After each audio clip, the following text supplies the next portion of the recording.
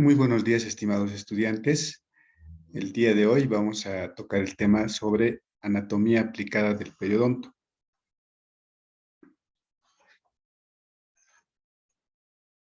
A manera de introducción, podemos mencionar de que el periodonto es un componente fisiológico básico del sistema estomatognático.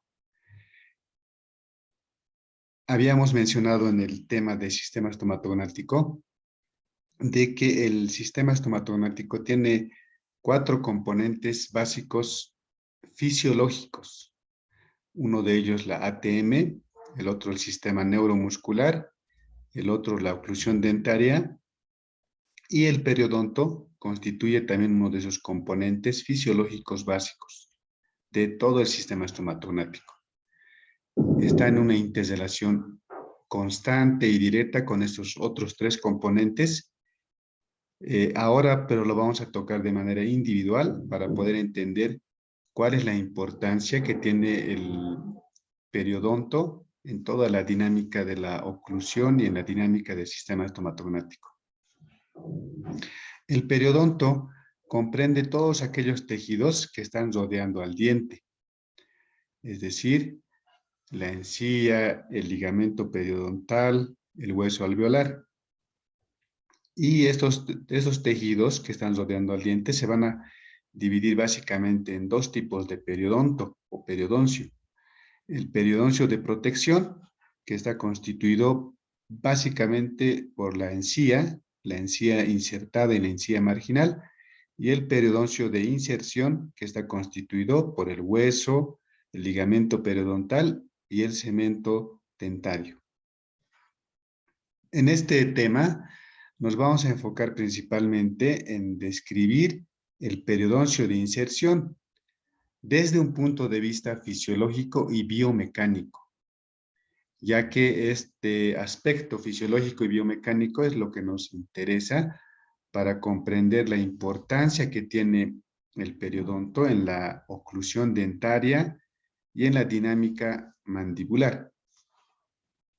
La función específica en este aspecto, el del periodoncio de inserción, es el de soporte y de sostén dentario, pero lo vamos a desarrollar de manera más amplia durante este tema y vamos a comprender en qué aspectos influye en lo que es la oclusión dentaria.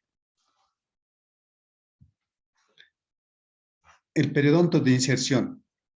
Todos los tejidos peridentarios que van a dar sujeción al diente en el alvéolo constituyen lo que denominamos el aparato suspensor, que es resiliente y que es capaz de resistir las fuerzas funcionales normales. ¿A qué nos referimos? Todo el componente del periodoncio va a permitir que pueda resistir, que se puedan absorber las fuerzas masticatorias que se están generando constantemente durante las diferentes funciones que realiza nuestro aparato estomatognático, ya sea la masticación, la deglución, la fonación. Entonces, el periodoncio de inserción está compuesto, como había ya mencionado anteriormente, por 3 tejidos. El cemento dentario, que se encuentra rodeando toda la raíz del diente, el proceso alveolar, que es el tejido óseo que se encuentra alojando a la raíz del diente, y el periodonto o ligamento periodontal. A todo este complejo muchas veces se lo denomina como articulación dentoalveolar, ya que constituye una unidad muy importante dentro de la fisiología del sistema estomatognático.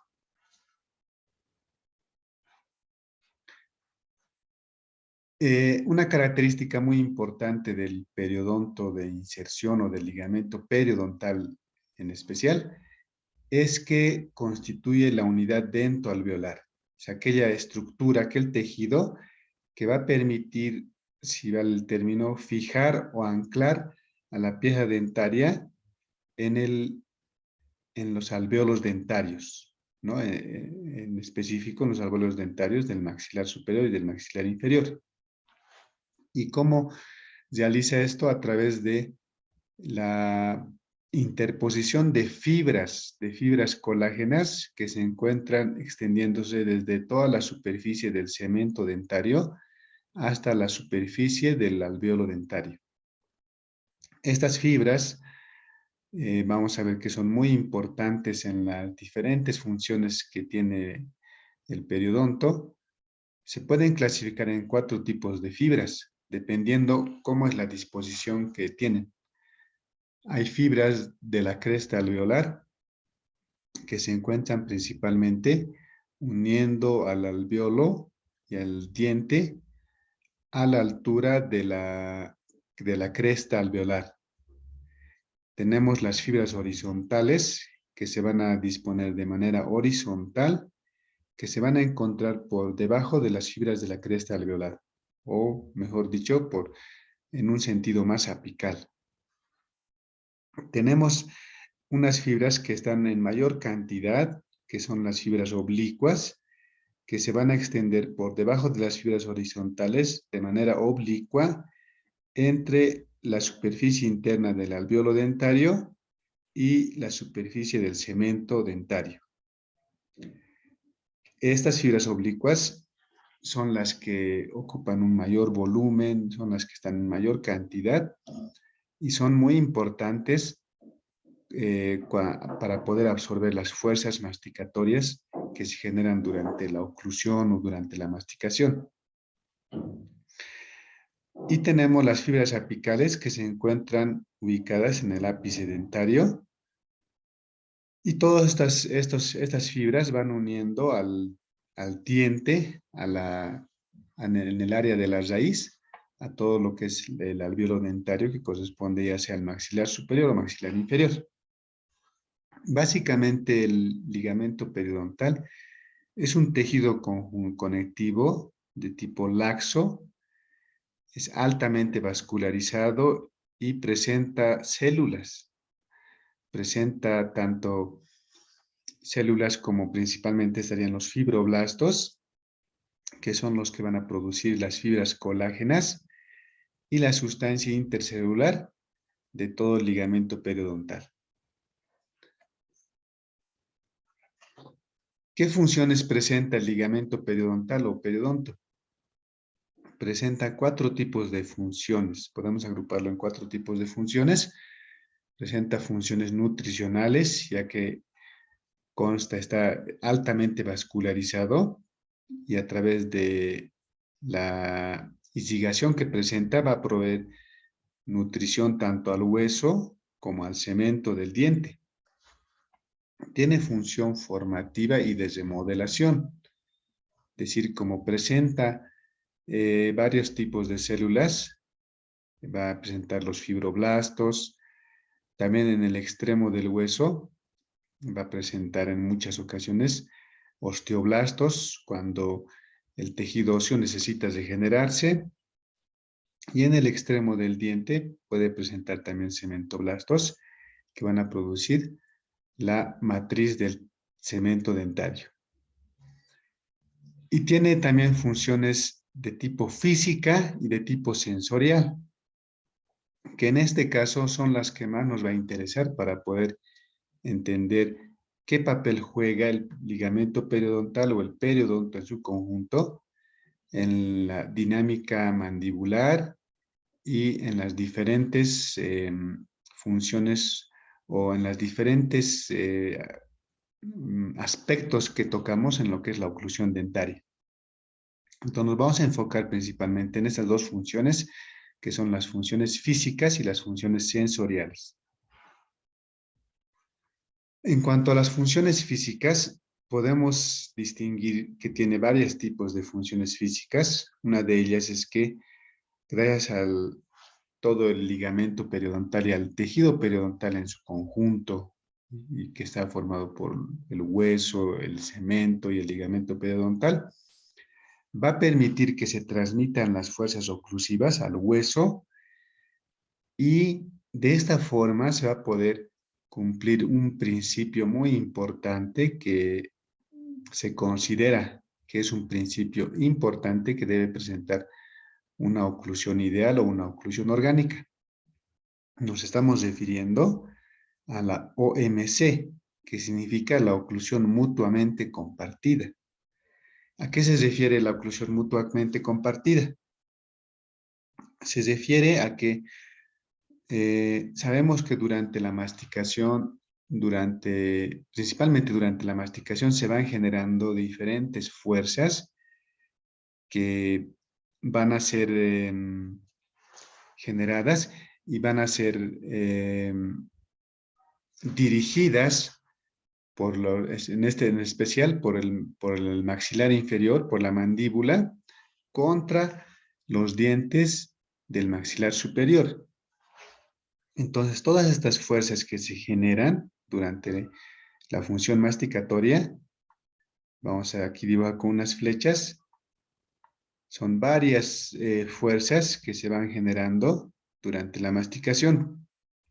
Estas fuerzas que se generan durante la masticación no solamente se concentran en las piezas dentarias, a pesar de que son las piezas dentarias las que directamente están sufriendo estas fuerzas de la masticación.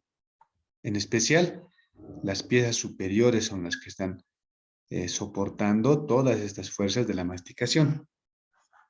Entonces, no se concentran solamente a nivel de las piezas dentarias, sino que estas fuerzas masticatorias que se han generado se van a transmitir a otros tejidos más allá de las piedras dentarias. Primero se van a transmitir a los ligamentos periodontales. A los ligamentos periodontales.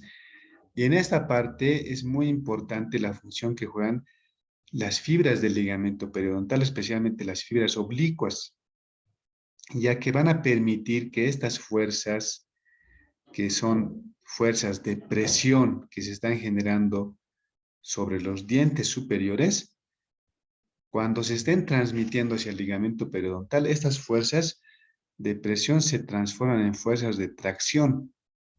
Las fuerzas de tracción hacen que el impacto de las fuerzas o la potencia de las fuerzas vaya disminuyendo, de tal forma que las fuerzas que se van a transmitir por el ligamento periodontal, en este caso, hacia el tejido óseo, va a ser mucho menor, pero también va a ser absorbida por el hueso, en este caso por el hueso maxilar, y en menor grado por el hueso de la mandíbula.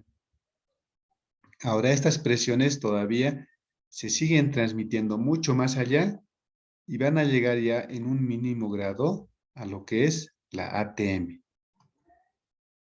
Entonces, gracias a esta función que cumplen de forma íntegra entre todos estos elementos que son los dientes, el ligamento periodontal, los huesos, el maxilar superior, la mandíbula y la ATM, se cumple este principio que se llama la oclusión mutuamente compartida, en la cual las fuerzas no solamente van a ser absorbidas por los dientes, sino se van a transmitir a estos otros elementos: ligamento periodontal, huesos y ATM.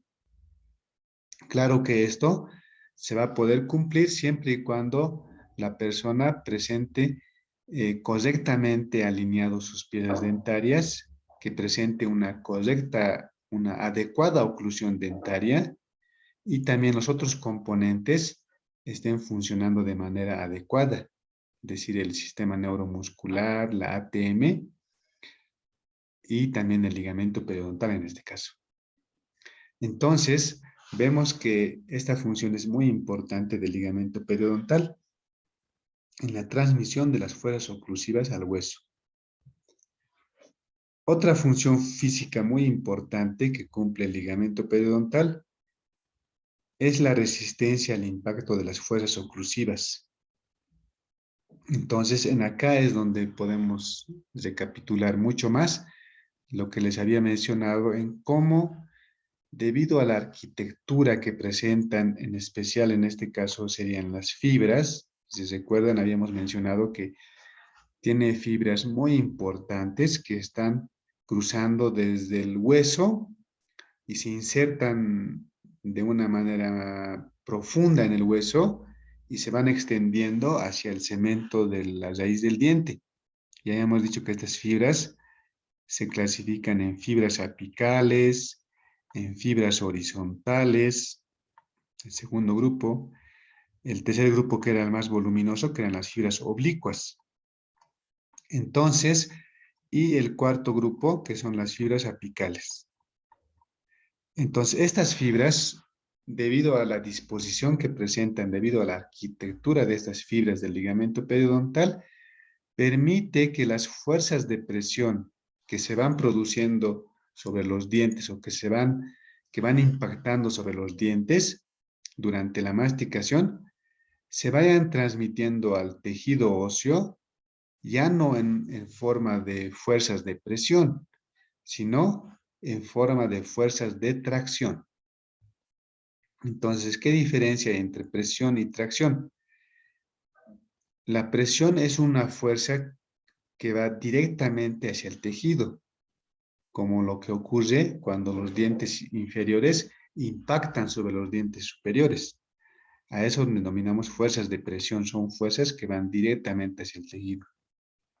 En cambio, cuando estas fuerzas que se van transmitiendo, en este caso por el diente, y debido a la disposición de las fibras del ligamento periodontal, estas fuerzas de presión se transforman en fuerzas de tracción, en especial por estas fibras oblicuas. Entonces, esa fuerza que podemos decir que era vertical, que estaba dirigiéndose directamente, y si no hubiera, por ejemplo, el ligamento periodontal, si esta fuerza se transmitiera directamente hacia el hueso alveolar, ¿qué creen que causaría? Causaría daños en el tejido óseo. Imagínense que el diente estuviera directamente contactando con el hueso, entonces esa presión, esa fuerza se transmitiría directamente y se perforaría el hueso alveolar. Pero gracias a la disposición de los ligamentos, del ligamento periodontal, de las fibras oblicuas, y también debido a que el ligamento periodontal está altamente vascularizado, le da un efecto hidráulico. Es como un colchón que está amortiguando esas fuerzas de presión, y esas fuerzas de presión se van transmitiendo ya en forma de fuerzas de tracción hacia el hueso. Entonces disminuye, se transforma la fuerza de presión en fuerza de tracción, y de esta manera no va a ocurrir ningún tipo de daño en el hueso alveolar. Entonces vemos que es muy importante la función que presenta el ligamento periodontal. Entonces, de esta manera va a permitir que el tejido óseo pueda resistir el impacto de las fuerzas oclusivas. Otra función muy importante, en este caso ya sería una función sensitiva y propioceptiva. En este caso vamos a poder distinguir dos tipos de funciones de tipo sensitiva y propioceptiva. Una de ellas es que gracias a la gran cantidad de terminaciones nerviosas de tipo propioceptiva que presenta el ligamento periodontal y que están conducidas principalmente por el nervio trigémino hasta el sistema nervioso central, el ligamento periodontal permite proporcionar información táctil sobre la textura de los alimentos. Esto lo podemos ejemplificar a través de alguna sensación que nosotros mismos seguramente hemos sentido, por ejemplo, cuando estamos masticando algún alimento, gracias a que tenemos esta gran cantidad de terminaciones nerviosas propioceptivas, sin, por ejemplo, mirar el alimento con nuestros ojos, podemos distinguir qué tipo de alimento hemos introducido en la cavidad bucal. Esto debido a la gran cantidad de terminaciones nerviosas que presenta el ligamento periodontal.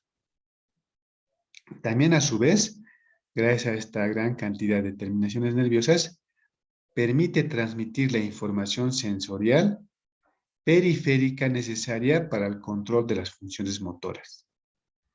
Y esto, por ejemplo, lo podemos ejemplificar con los reflejos. Así como tenemos reflejos en las diferentes partes de nuestro cuerpo, cuando nos exponemos a algún tipo de estímulo que nos puede causar daño, nuestro cuerpo reacciona con un reflejo. Por ejemplo, cuando te pinchas con algo, tu mano rápidamente va a realizar un movimiento que no ha sido por tu propia voluntad, sino que ha sido un reflejo. En la cavidad bucal también tenemos este tipo de reflejos.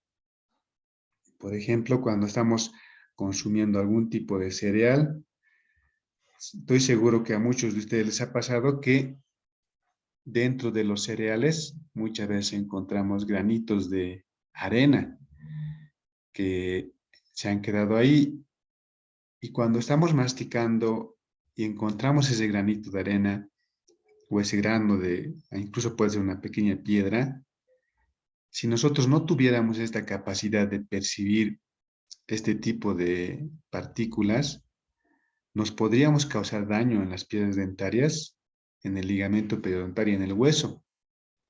Pero como tenemos esta gran propiocepción, rápidamente nos damos cuenta, y cuando ya estamos por morder, tenemos ese reflejo que se transmite rápidamente a través de las vías aferentes y las vías eferentes, y dejamos de ejercer presión, porque rápidamente pudimos detectar esa partícula que nos podía causar daño. Entonces, esa es una función también muy importante dentro de lo que es el tejido periodontal, el ligamento periodontal. Y tenemos que hablar ahora también sobre un punto muy importante relacionado con lo que es el periodonto, en este caso el periodonto de inserción principalmente, es la movilidad dental. En muchas ocasiones, cuando nosotros estemos atendiendo clínicamente a nuestros pacientes, vamos a encontrar presencia de movilidad dental. Tenemos que nosotros saber diferenciar a qué se debe la movilidad dental en nuestro paciente. Puede tener tres causas principales la movilidad dental. Puede ser una movilidad de tipo fisiológica. Tenemos que considerar que todas las piezas dentarias presentan un grado de movilidad fisiológica, que es mínimo, pero sí presenta y esta movilidad dental fisiológica justamente se debe a que la pieza dentaria no se encuentra adherida directamente hacia el hueso alveolar, sino que existe un tejido que está intermediando entre ambos tejidos, que es el ligamento periodontal, que debido a su arquitectura, a su configuración histológica, permite que la pieza dentaria tenga una cierta movilidad fisiológica. Tenemos que aprender a distinguir clínicamente esa movilidad fisiológica. Tenemos que distinguirla en el otro caso, que sería de la movilidad patológica. La movilidad patológica en las piezas dentarias generalmente se va a deber a dos causas principales. La causa más frecuente es la enfermedad periodontal, que produce diversos grados de movilidad dental, y que esto se va produciendo de manera paulatina, ¿no? En la mayor parte de las enfermedades periodontales, la movilidad dental se va produciendo de manera paulatina. Y tenemos en otro punto el trauma de la oclusión. Y el trauma de la oclusión es un tema que lo vamos a tratar mucho más en las siguientes diapositivas. Y como tercera causa de la movilidad dental tenemos los movimientos ortodónticos. Cuando una persona está siendo tratada con un tratamiento de ortodoncia, las piezas dentarias van a presentar cierto grado de movilidad dentaria que el ortodoncista tiene que ir controlando. para que esta movilidad dental no se pueda convertir en algo patológico. Entonces, esas tres son las causas por las cuales podemos observar movilidad dentaria en nuestro paciente. En este caso, nos vamos a enfocar más en la segunda causa y específicamente en lo que es en el trauma el trauma oclusal. ¿A qué se refiere el trauma oclusal? Se refiere a que el trauma de oclusión puede producirse cuando nuestros tejidos, en este caso los tejidos periodontales, están sometidos a fuerzas de la oclusión demasiado excesivas, fuerzas oclusales excesivas, a las cuales, a pesar del mecanismo de adaptación que tienen los tejidos y todo el organismo en su conjunto, estas fuerzas oclusales excesivas superan la capacidad de adaptación del ligamento periodontal y van a empezar a causar daños en el tejido periodontal. Cuando sucede eso, ya conocemos como un trauma oclusal o traumatismo de la oclusión. Entonces, hay una capacidad de adaptación de todos los tejidos del organismo y el ligamento periodontal también tiene esa capacidad de adaptarse. La capacidad de adaptación o que el ligamento periodontal llegue a sufrir un trauma de oclusión va a depender de tres factores que van a consistir principalmente en la magnitud de la fuerza primero. ¿Cuál es la magnitud de la fuerza a la cual está siendo sometida los tejidos periodontales? Va a depender de la dirección que tenga la fuerza.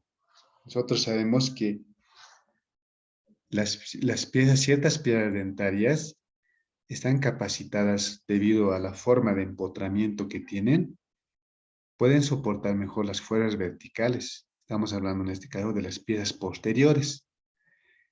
En cambio, no pueden soportar adecuadamente las fuerzas tangenciales o laterales. Y en el caso de los dientes anteriores, debido a su empotramiento en profundidad, pueden soportar mejor las fuerzas laterales y no así las fuerzas verticales. Entonces, si estas piezas dentarias estuvieran incorrectamente alineadas, sufrirían fuerzas inadecuadas que pueden causar un trauma de oclusión. También va a depender de la duración y frecuencia de la fuerza a la cual está siendo sometida los tejidos periodontales. Por ejemplo, en los tratamientos de ortodoncia, cuando los tratamientos de ortodoncia, las fuerzas con las cuales se mueven los dientes no son controladas por el ortodoncista o no son dirigidas correctamente, puede causar trauma de la oclusión. Por ejemplo, en la duración y frecuencia. En los tratamientos de ortodoncia se usan fuerzas de tipo intermitente y no fuerzas de tipo continua. Cuando las fuerzas son de tipo continua, pueden producir trauma de la oclusión.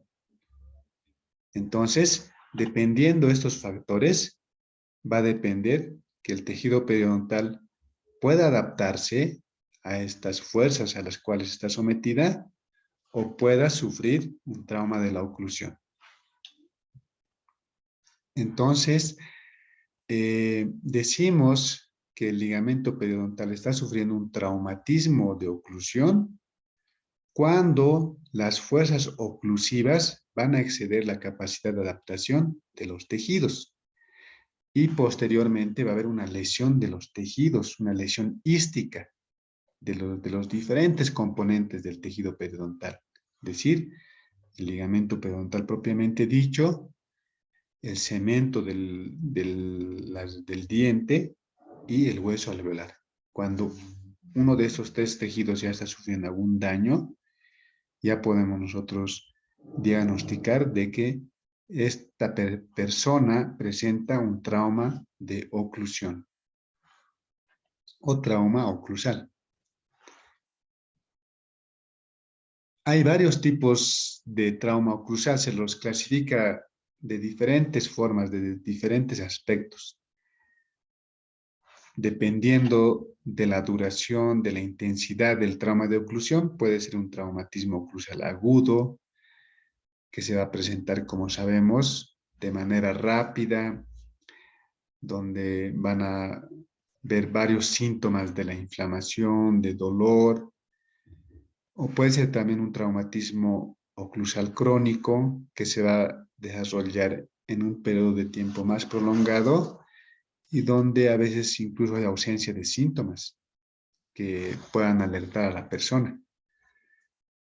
También se puede clasificar dependiendo de la naturaleza del trauma de oclusión en un traumatismo de oclusión primario y un traumatismo de oclusión secundario. Se dice traumatismo de oclusión primario cuando el traumatismo oclusal está siendo producido en una persona que tiene su tejido periodontal sano. Cuando hay un factor principalmente extrínseco que no precisamente se refiere a la misma piedra dentaria, ya que la piedra dentaria en este caso del paciente presenta su periodoncio sano, pero debido a unos factores externos sufre un trauma de oclusión. A eso denominamos traumatismo de oclusión primario. Y denominamos traumatismo oclusal secundario cuando el traumatismo se produce en un tejido periodontal que ya ha sufrido un daño previo.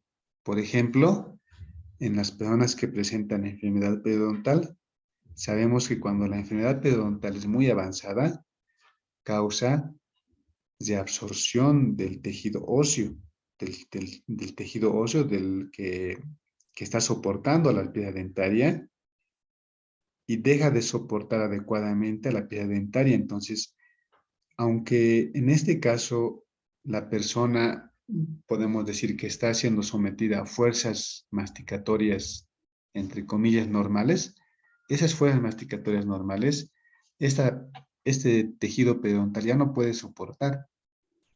Entonces, como consecuencia de eso, sufre un traumatismo de oclusión. También puede producirse esto en tratamientos de ortodoncia, donde dijimos que el tratamiento de ortodoncia causa cierta movilidad dental, pero debe ser controlada por el ortodoncista. Y si no se controla adecuadamente también las relaciones interoclusales, esto puede también causar un traumatismo de oclusión secundaria, porque el tejido periodontal no está en sus condiciones normales, porque está sufriendo un grado de movilidad, ¿ya? Entonces, en esos dos tipos podemos clasificar el trauma de oclusión. Ahora hablemos del trauma de oclusión primario y secundario para entenderlo mucho mejor. Aquí tenemos una imagen donde estamos mostrando que los tejidos periodontales están de forma adecuada, no tienen ningún tipo de alteración. En estos casos, cuando hay un factor externo, por ejemplo, podemos mencionar el bruxismo, podemos mencionar un accidente, puede sufrir un trauma de oclusión o incluso, por ejemplo, una mala técnica operatoria del odontólogo a través de una obturación desbordante, una corona sobrecontorneada, puede causar un trauma de oclusión en una piedra dentaria que tiene sus tejidos periodontales sanos. A eso denominamos traumatismo de oclusión primario. Y denominamos traumatismo de oclusión secundario cuando previamente ha habido una enfermedad que ha dañado al tejido periodontal. En este caso vemos acá, por una enfermedad periodontal, ha sido dañada y ha causado una reabsorción del tejido óseo y también una una dehiscencia del tejido del periodonto de protección de la encía. Y en acá podemos ver que ha afectado más al hueso. La encía todavía mantiene su volumen, su posición, pero hay presencia de bolsas periodontales. Entonces, cuando estas piedras dentarias son sometidas a fuerzas masticatorias normales o un poco más elevadas de lo normal, pueden sufrir trauma de oclusión debido a su estado de sus tejidos periodontales. En esos casos, denominamos traumatismo oclusal secundario. Veamos ahora los factores que predisponen al traumatismo de oclusión. Podemos clasificar en dos tipos de factores predisponentes.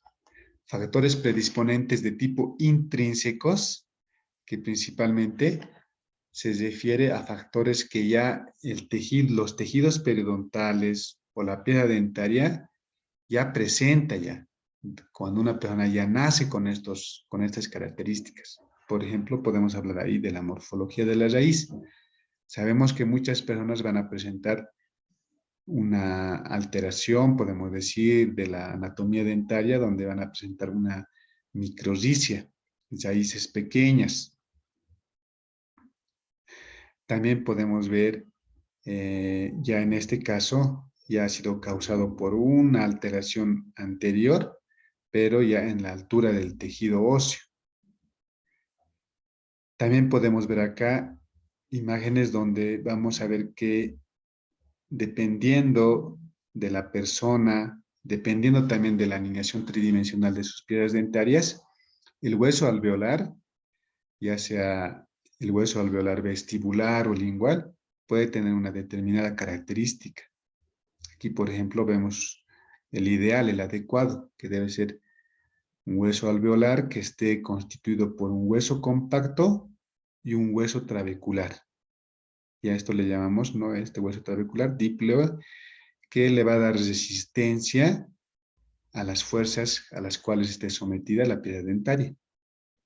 Y aquí ya vemos que esta configuración ya no es tan adecuada, porque acá disminuye la cantidad de hueso esponjoso y por tanto también la resistencia va a disminuir.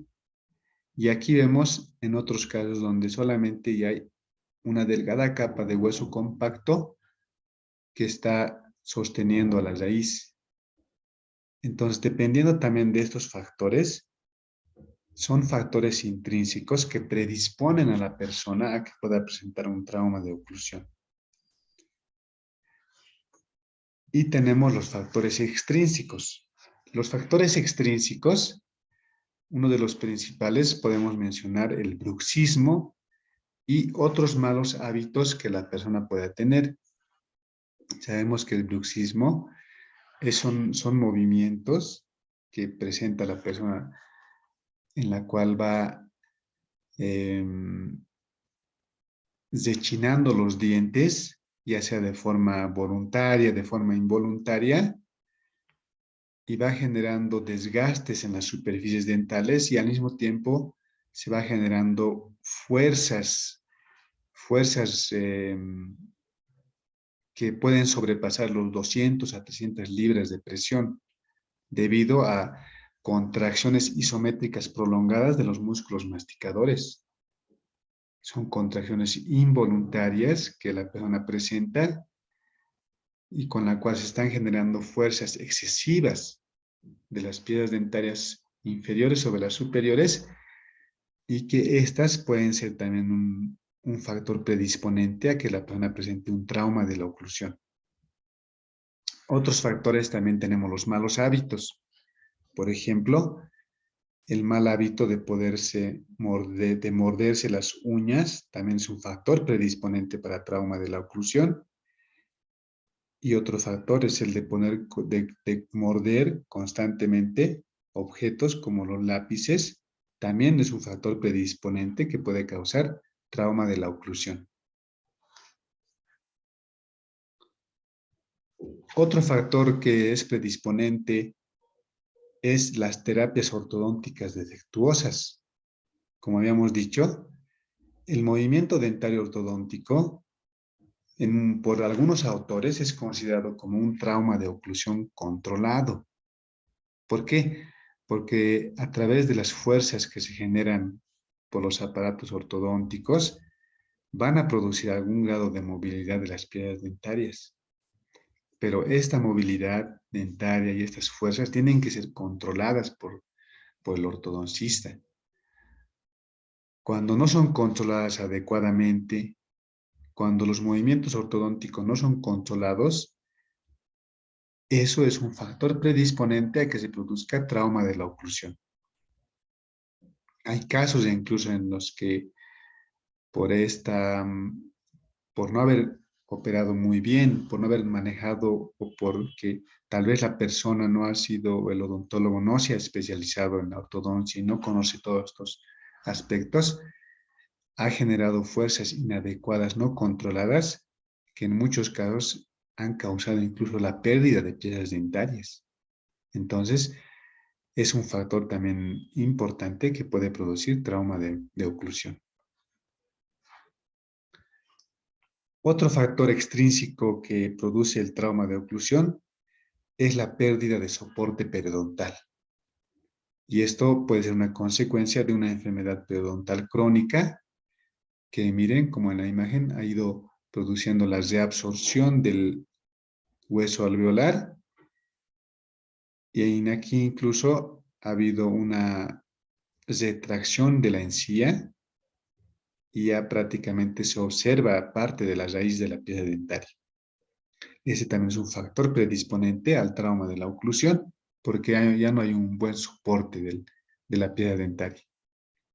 Otra causa en este aspecto es la cirugía periodontal resectiva, cuando se realizan cirugías periodontales, ya sea en la encía, en el hueso alveolar, en la cual no se ha realizado una correcta técnica, va a producir una pérdida del soporte periodontal, una reabsorción del tejido óseo, y esto también va a predisponer a la persona a que presente traumas de oclusión.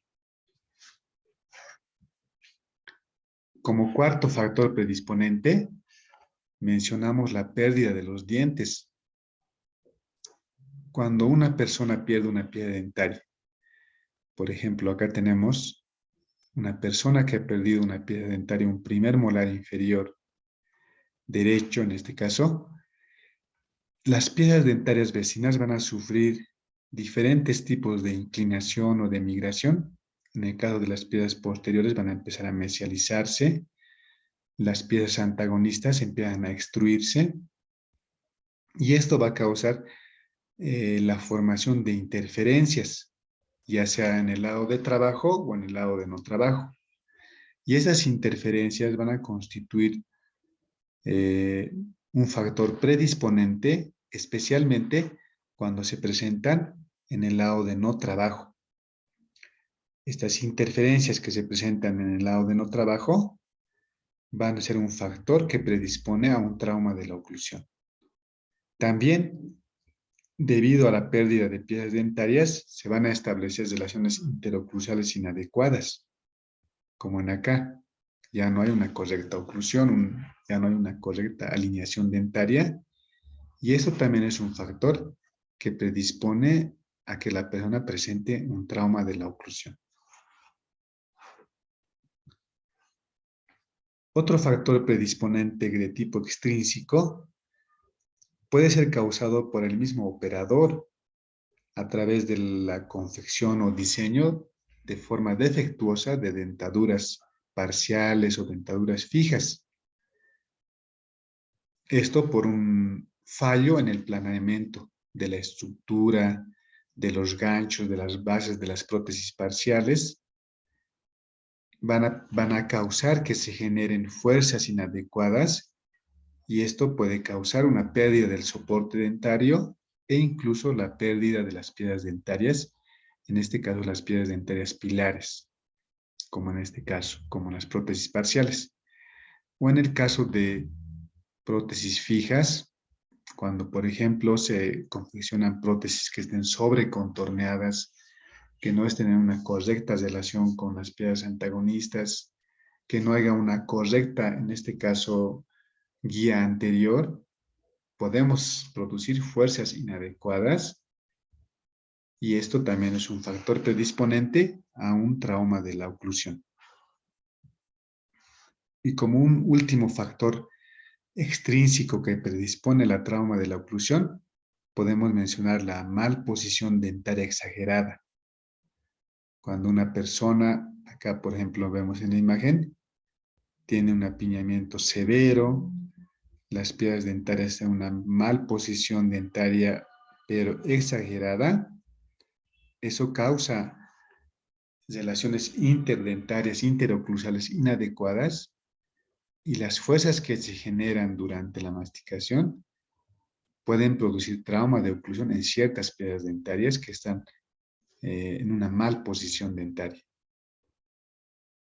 Otro factor en este aspecto que influye y que puede ser un factor predisponente para el trauma de la oclusión es también la fuerza que es generada por los músculos periorales. En este caso, principalmente nos referimos a los músculos de la lengua y a los músculos de los labios. Cuando hay un mal hábito, por ejemplo, acá en la fotografía vemos que la lengua en este paciente puede ser por un mal hábito de interponer la lengua entre las piedras dentarias o en otros casos puede ser porque presenta un defecto congénito de tener una lengua demasiado grande, una macroglosia. Esto va a generar fuerzas inadecuadas sobre las piedras dentarias que no se van a poder equilibrar con las fuerzas que vienen en una dirección contraria que es generada por los labios. Entonces, como la fuerza de la lengua va a ser mucho mayor, va a empujar a los dientes anteriores especialmente y va a causar que estas piedras dentarias estén en una mal posición e incluso por esa fuerza que está generando puede causar reabsorción del tejido óseo y va a causar un trauma de oclusión progresivo. Entonces, todos estos factores extrínsecos pueden causar un traumatismo de la oclusión en los tejidos periodontales. Y de esta manera los tejidos periodontales no van a poder cumplir una función adecuada dentro del sistema estomatognático y esto va a llegar a afectar a los otros componentes. Como ya habíamos mencionado anteriormente, cuando uno de los componentes fisiológicos básicos del sistema estomatognático está fallando, esto afecta a todos los demás componentes. Entonces, de esa forma, estaríamos finalizando la clase de anatomía del periodonto aplicada. Les agradezco mucho por su atención y estaremos viéndonos en otra ocasión cuando les explique otro tema. Que tengan un excelente día.